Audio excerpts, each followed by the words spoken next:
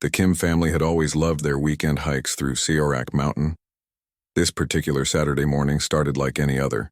Mr. Kim packed extra kimbap, Mrs. Kim double-checked their first aid kit, and their children, 13-year-old Junyo and 16-year-old Mina, raced ahead on the familiar trail. It was just past noon when they veered off the main path, following a stream to a secluded clearing they'd never explored before. Junho, always curious and quick, ran ahead despite his father's calls to stay close. "Dad! Mom! Come quick!" Junho's voice carried through the trees, high-pitched with excitement or fear. It was hard to tell which. The family rushed forward to find Junho crouched beside a fallen oak tree, his hands hovering uncertainly over something partially hidden among the roots and moss. "Don't touch it," Mr. Kim warned, kneeling beside his son. What they saw made them all fall silent. Nestled against the tree was a creature unlike anything they'd ever encountered.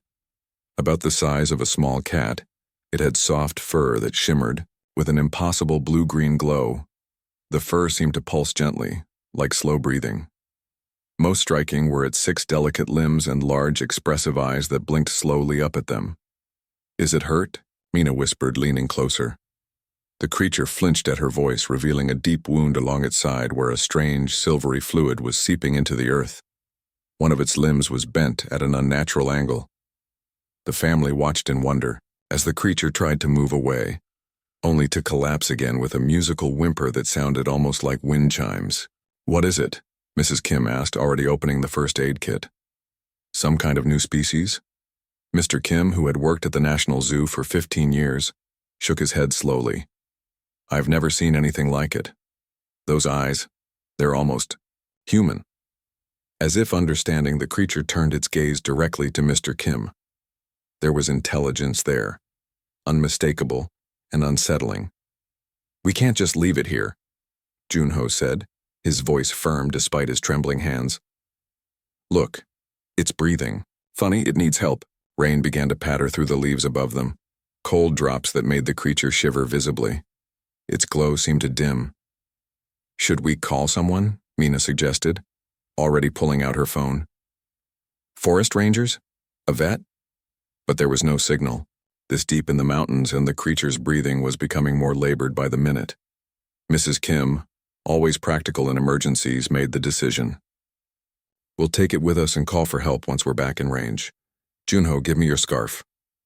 With gentle hands, Mrs. Kim wrapped the creature in Junho's soft wool scarf, careful not to touch the wound or press on the injured limb. The creature made no attempt to escape or bite.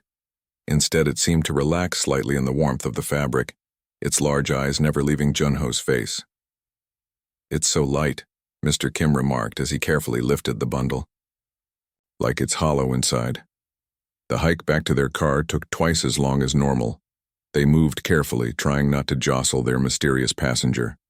Whenever they stopped to rest, Junho would crouch beside his father, speaking softly to the creature as if it could understand.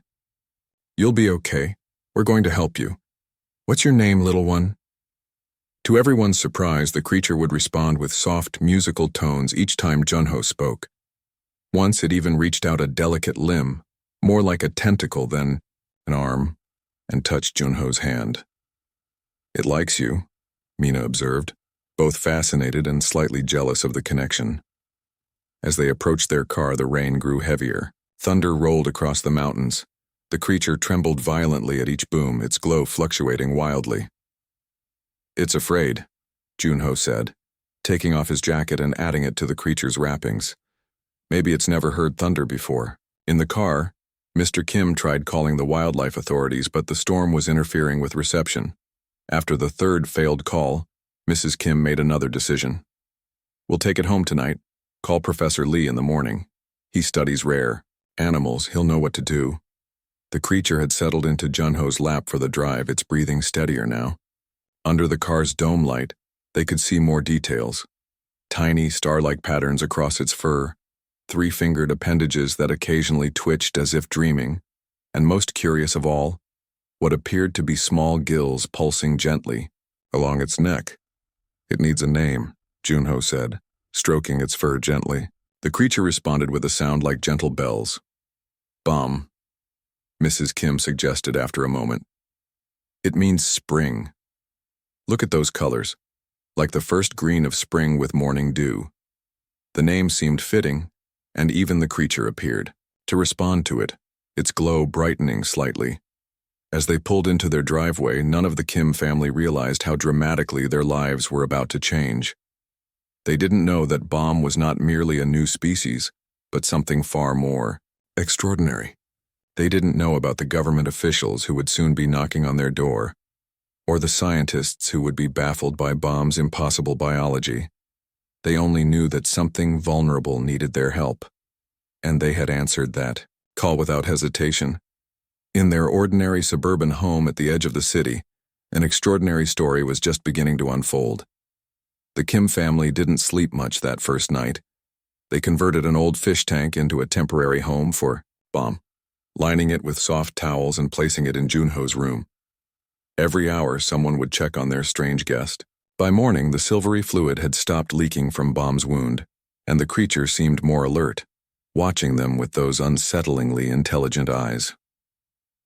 "I've called Professor Lee," Mr. Kim announced over breakfast. "She'll be here by noon." Mrs. Kim looked worried as she packed lunches for the children. "Should we be telling anyone about this? What if it's dangerous?" "It's not dangerous," Junho insisted, carrying a small dish of water to his room. "Bomb's just scared and hurt." When Professor Lee arrived, her reaction confirmed that they had discovered something extraordinary. A petite woman with practical clothes and quick movements, she had studied rare animals for 20 years. Yet the moment she saw Bomb, she dropped her equipment bag with a thud. "This isn't possible," she whispered, adjusting her glasses as if they were deceiving her. 6 limbs? No vertebrate on Earth has 6 limbs. For 3 hours, Professor Lee examined Bomb while the creature tolerated her touch with surprising patience. She took samples of its fur, measured its unusual body temperature, much cooler than any mammal, and photographed its features. When she finally sat at the kitchen table with the family, her hands trembled slightly. "This creature doesn't match any known classification," she explained, showing them close-up photos of Bomb's cells on her tablet. "These cellular structures, they're nothing like Earth biology. The way they transfer energy is completely foreign. And look at this." She played a video of Bomb's fur under ultraviolet light. The patterns weren't random but organized in what looked like mathematical sequences. "I need to bring in colleagues," Professor Lee said. "This discovery could change everything we know about life." Mr. Kim frowned. "We want to help Bomb heal, not turn our home into a circus." "I understand," Professor Lee nodded. "Just 2 trusted colleagues, a veterinary specialist who might help with the injuries, and a biologist who studies extremophile organisms." That evening, after the professors had gone, promising to return tomorrow, Junho sat cross-legged beside Bomb's tank. He had been reading aloud from his science textbook when something extraordinary happened. Bomb lifted 3 limbs simultaneously and arranged small pebbles Junho had placed in the tank into a perfect geometric pattern. "Mom, Dad, come quick," Unyo shouted, just as he had in the forest. The family gathered around as Bomb continued moving the pebbles, creating increasingly complex arrangements. "It's trying to communicate," Mina said softly. "Like mathematics is a universal language." Mrs. Kim recorded everything on her phone while Mr. Kim called Professor Lee, his voice shaking with excitement. By the end of the week, the Kim home had become an unofficial research station. Professor Lee had brought Dr. Hyun, a veterinarian specializing in exotic animals, and Dr. Choi, a biologist. They worked in shifts, documenting Bomb's remarkable recovery and increasingly complex behaviors. Bomb showed preference for certain foods, particularly sweet fruits, and avoided others. The creature learned to turn pages in Junho's books and seemed fascinated by music, swaying gently when Mina practiced her violin. Most remarkable was Bomb's apparent ability to learn. Within days, it recognized each family member, responding differently to each person's approach. For Mrs. Kim, it would display its injured limb, now healing at an astonishing rate. For Mr. Kim, it would arrange the pebbles in new patterns. For Mina, it would produce melodic sounds that almost matched her violin notes. But it was with Junho that Bomb formed the strongest connection. The boy spent every free moment with the creature, talking to it as if they were having actual conversations. Sometimes Bomb would touch Junho's hand with its delicate limbs and the boy would go quiet, his expression one of intense concentration. It's like, Junho struggled to explain one evening at dinner. It's like when Bomb touches me, I can almost see pictures in my head, not clear ones, just feelings and colors. Dr. Choi wanted to run brain scans on both Junho and Bomb during these moments, but Mrs. Kim put her foot down. My son is not a test subject, she said firmly. As news of their discovery spread within the small circle of scientists, pressure mounted to move Bomb to a proper research facility. Professor Lee did her best to shield the family, insisting that Bomb's comfort and recovery were paramount. Moving it now could be traumatic, she argued during a tense phone call that the family overheard. The creature clearly has formed attachments. But then came the night that changed everything. Junho woke the household with a scream around midnight. They rushed to his room to find Bomb glowing more brightly than ever before, its body hovering inches above the tank. It spoke to me, Junho said, his eyes wide. Not with words, but I saw things, stars, ships, others like Bomb.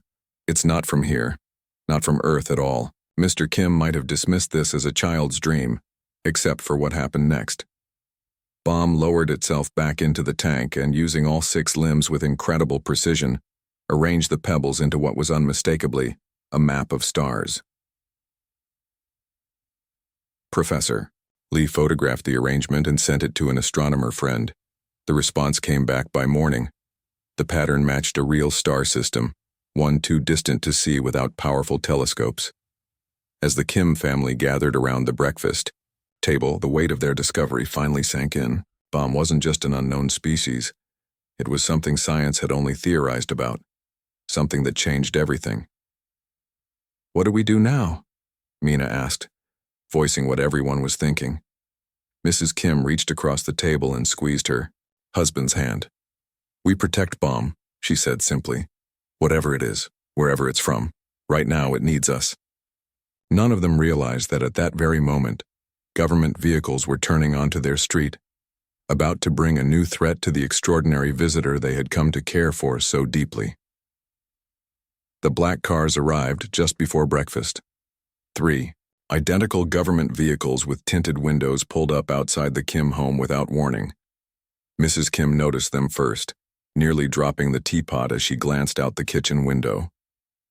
Honey, she called to her husband, her voice carefully controlled. We have visitors.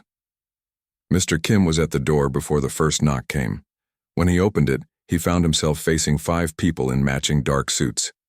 The man in front held up an identification card so briefly that Mr. Kim couldn't possibly read it.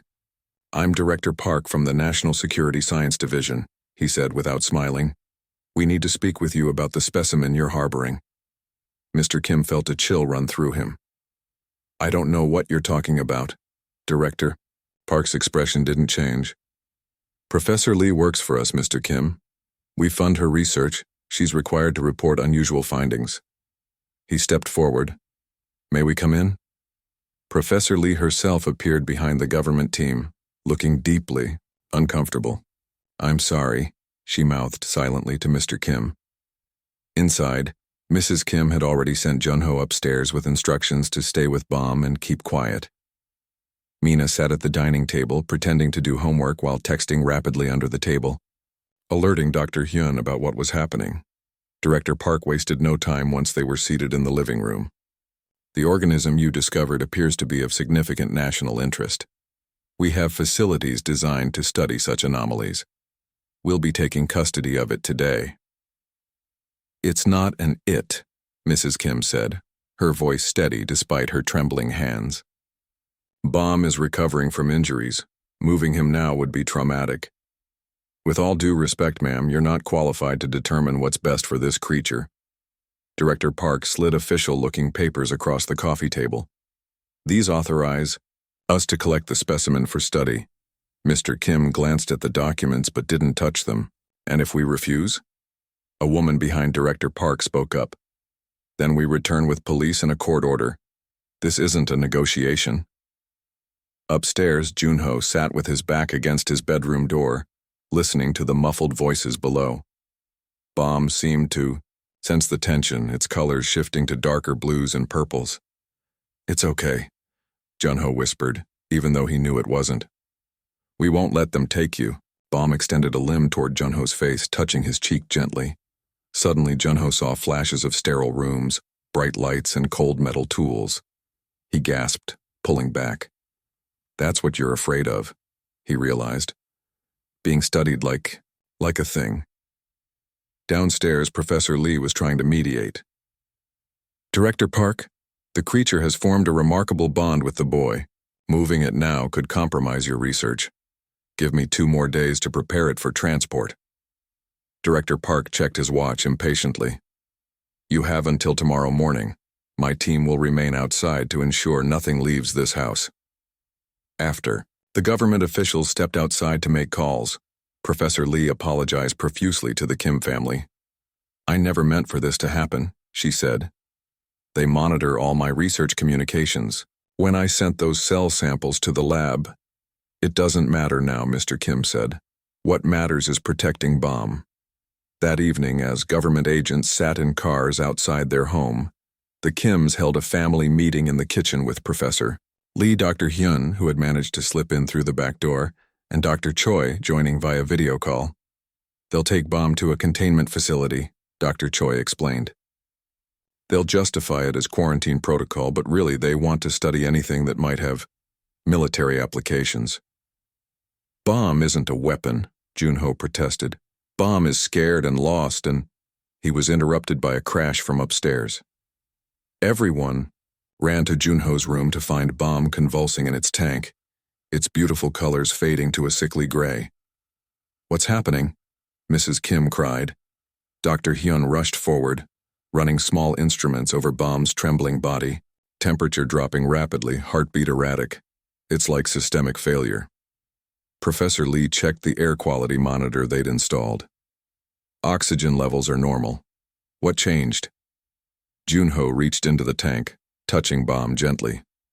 Again came the flashes, but this time instead of fears, Junho saw images of a different atmosphere, different colors in the sky. "It's the air," Junho said suddenly. "Our air is poisoning Bomb." Dr. Hyun looked skeptical, but Professor Lee was already pulling equipment from her bag. "The nitrogen content," she said after running tests. "Earth's atmosphere is mostly nitrogen. What if Bomb comes from a place with different atmospheric composition?" Working frantically, they converted a sealed plastic storage box into a makeshift atmosphere chamber. Using equipment from Professor Lee's car, they modified the air mixture, reducing nitrogen and increasing other gases in different combinations. Outside, one of the agents noticed the activity and approached the house. Mr. Kim met him at the door. "Just a family dinner," he said casually, despite the sweat on his forehead. "Would you like to join us? My wife makes excellent bulgogi." The agent declined and returned to his car, but now they were watching the house more closely. Back in Junho's room, they hit upon a mixture that seemed to help. Lower nitrogen, higher oxygen, with traces of gases that weren't common in Earth's atmosphere. Bomb's colors slowly returned, though fainter than before. "This is temporary," Dr. Hyun warned. "We need proper equipment to maintain this atmosphere long term." "Tomorrow they'll take Bomb," Mina said, tears in her eyes. "They won't care about the special air. They'll just want to cut Bomb open to see how everything works." The family fell silent, the weight of the situation settling over them. Then Mrs. Kim, who rarely raised her voice, spoke with quiet determination. "No," she said simply. "They will not take Bomb tomorrow, because Bomb won't be here." Everyone stared at her in surprise. "We have one night," she continued, her mind clearly racing ahead. "One night to save our friend." As darkness fell, the Kim family began implementing Mrs. Kim's daring plan. While government agents watched the house from outside, they couldn't see the moment that united the family in their most important mission yet, saving a creature that had come to mean so much to them, a visitor from beyond the stars who had no one else to depend on.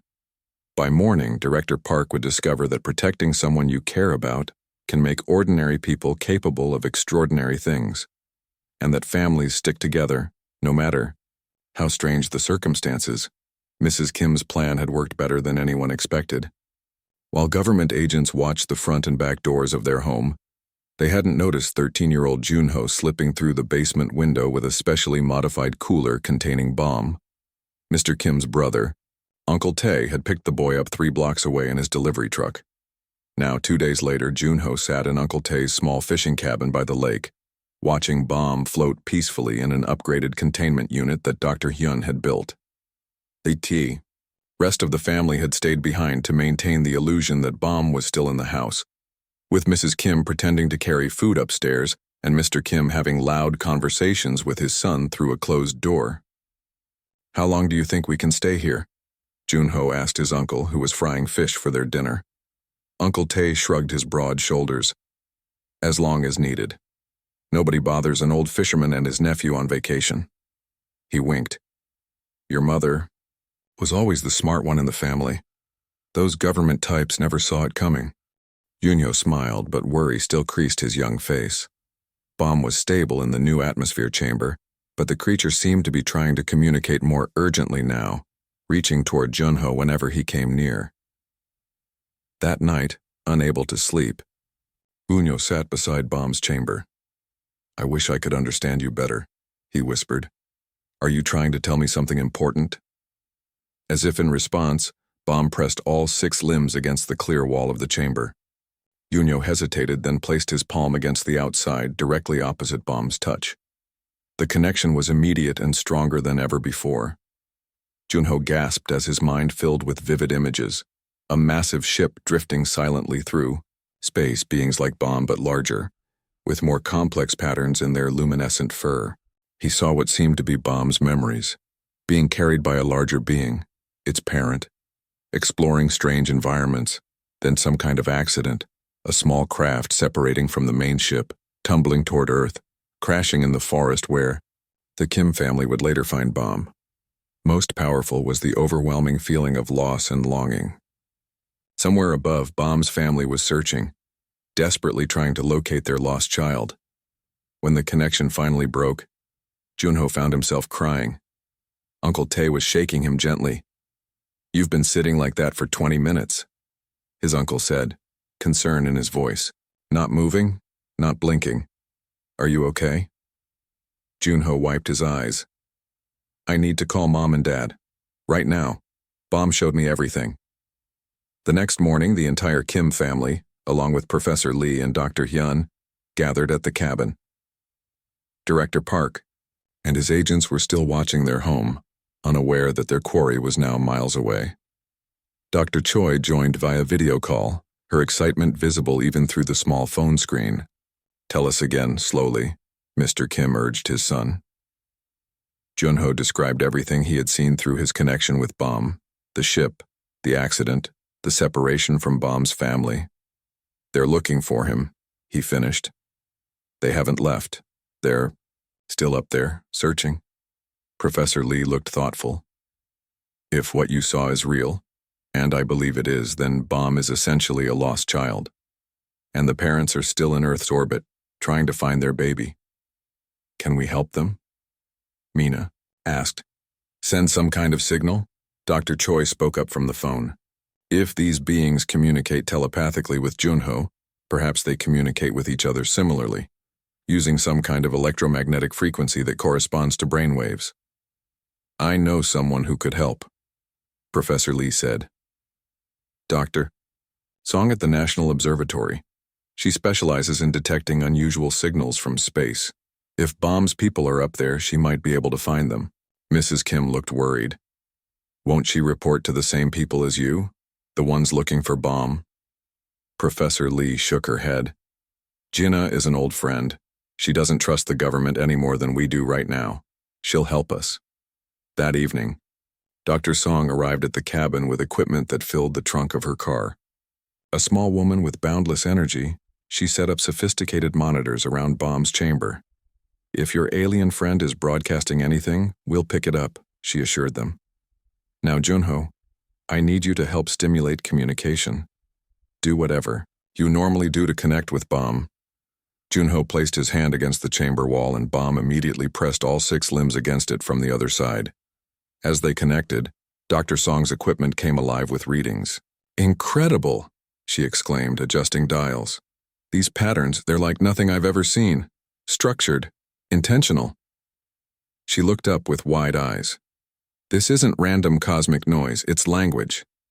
For hours, Dr. Song recorded and analyzed the signals while Junho maintained contact with Bomb. By midnight, the boy was exhausted but determined to continue. "We need to try sending a signal back," Dr. Song finally announced. "I've modified this equipment to broadcast on the same frequency Bomb is receiving. Junho, I want you to focus on showing Bomb where we are. This cabin, the lake, landmarks that might be visible from above." Junho closed his eyes, concentrating on mental images of their location. The distinctive shape of the lake, the mountain range to the west, the small town 5 miles south. Dr. Song's equipment hummed, sending these images translated into electromagnetic pulses skyward. For several minutes, nothing happened. Then Bomb began to glow more brightly than they had ever seen, its colors shifting rapidly through patterns that seemed almost like celebration. "It worked," Junho whispered. "They received it. They're coming." Dr. Hyun checked her instruments. "Bomb's vital signs are stronger than they've been since we found him. Heart rate elevated, energy signatures intensifying." Uncle Tae, who had been watching silently, suddenly pointed out the window. "Look at the lake!" Everyone rushed to see.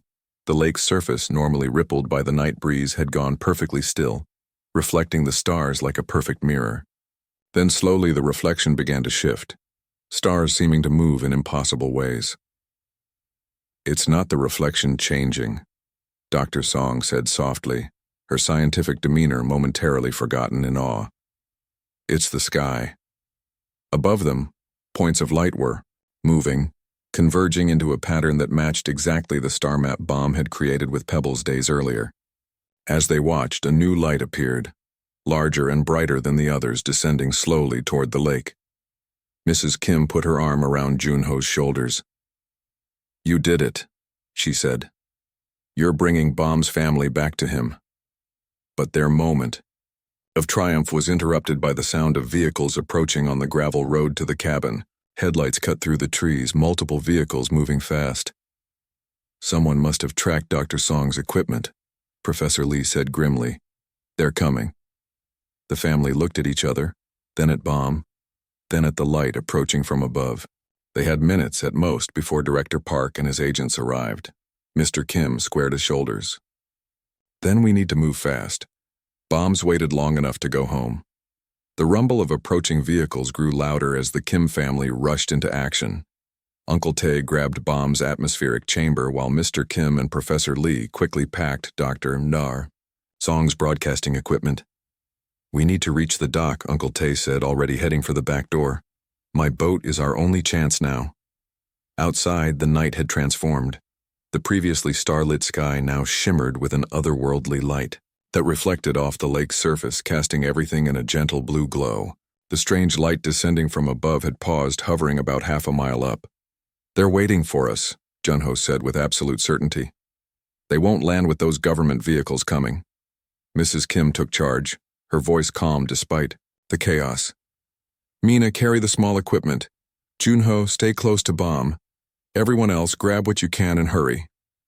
They slipped out the back door just as headlights swept across the front of the cabin. Uncle Tae led them down a narrow path through dense trees, the sound of their footsteps masked by the agents now shouting orders at the empty cabin. 60 seconds, Dr. Hyun whispered, checking her watch. That's how long before they realize. No one's inside. The dock appeared ahead, Uncle Tae's weathered fishing boat gently bobbing in the water. They piled in quickly, Mr. Kim helping Uncle Tae lower Bomb's chamber carefully onto cushioned seats. Dr. Song immediately began reconnecting her equipment. "Will your boat hold everyone?" Mrs. Kim asked her brother-in-law as he untied the ropes. "Uncle," Tae grinned despite the tension. "She's carried twice this much fish during good seasons, now hang on." Rather than starting the noisy engine, Uncle Tae pushed off with a long pole, silently guiding the boat away from the dock and into deeper water. They were barely 50 yards out when flashlights appeared at the cabin's back door. "Down, mister," Kim whispered, and everyone crouched low in the boat. The boat drifted silently into the center of the lake, directly beneath the hovering light. Up close, they could see it wasn't a single light, but a sphere of countless tiny points, like stars, pulled together into a perfect globe.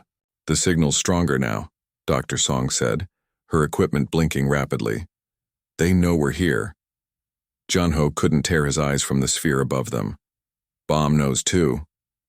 Inside the atmospheric chamber, Bomb was pressed against the top surface. All 6 limbs extended upward, body glowing so brightly it almost hurt to look at directly. The creature's colors pulsed in complex patterns that matched the flickering lights above. Suddenly, shouts carried across the water. Flashlight beams cut through the darkness from the shore, followed by the sound of another boat's motor starting. "They're coming after us," Mina said, fear in her voice. Dr. Song looked up from her equipment. "We need to make contact now before they reach us. Junho, connect with Bomb one more time. Show him that we're trying to help him reach his family." Junho placed both hands on Bomb's chamber. The connection came instantly, stronger than ever before. This time the images weren't just of Bomb's past but seemed to be instructions, urgent, clear directions that Junho somehow understood perfectly. "We need to open the chamber," he said, his eyes still closed. "Here, on the water. Now." Mrs. Kim looked alarmed. "But our atmosphere, Bomb needs the special air mixture." "Not anymore," Junho said with absolute certainty. "Bomb's changing, preparing. We need to open the chamber right now." The government boat was gaining on them, its powerful motor cutting through the water.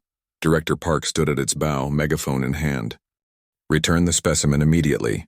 His voice boomed across the lake. "This is your final warning." The Kim family looked at each other, a silent agreement passing between them. They had come too far to give up now. "Do it," Mr. Kim nodded to Junho. With trembling fingers, Junho unlatched the sealed chamber. As the lid opened, everyone held their breath, expecting Bomb to struggle in Earth's atmosphere. Instead, the small creature rose from the chamber, hovering inches above it. Bomb's body had changed.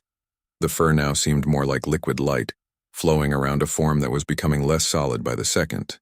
"It's beautiful," Mina whispered. The approaching boat was close enough now that they could see Director Park's face, his expression changing from determination to astonishment as he witnessed the transformation taking place. Bomb floated higher, now a foot above the boat.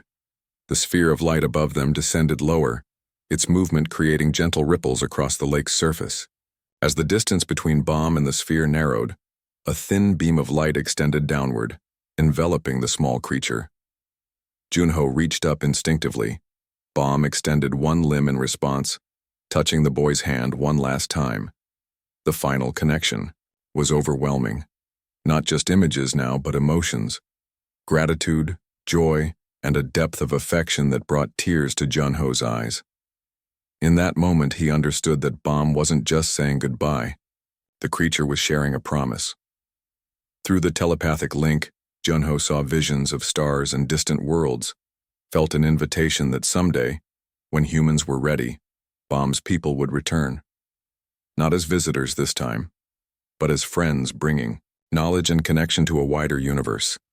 "They remember kindness," Junho said aloud, his voice thick with emotion. "They'll remember us." The government boat had stopped, its occupants frozen in awe as Bomb began to ascend the beam of light. Director Park lowered his megaphone, his authoritative demeanor replaced by childlike wonder.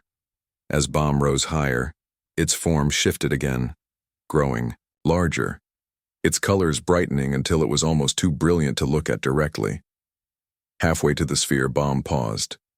From the sphere, another figure emerged, larger than Bomb but with the same luminescent patterns, descending the light beam. With graceful movements, "It's Bomb's parent," Mrs. Kim said softly, tears streaming down her face. The two beings met in the middle, their lights merging briefly in what could only be described as an embrace. Then, still connected, they continued ascending together toward the waiting sphere. The lake fell silent.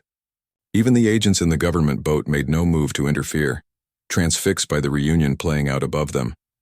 As Bomb and the larger being reached the sphere, they turned once more toward the boat where the Kim family watched. The beings' colors shifted into a pattern that everyone somehow understood as a farewell.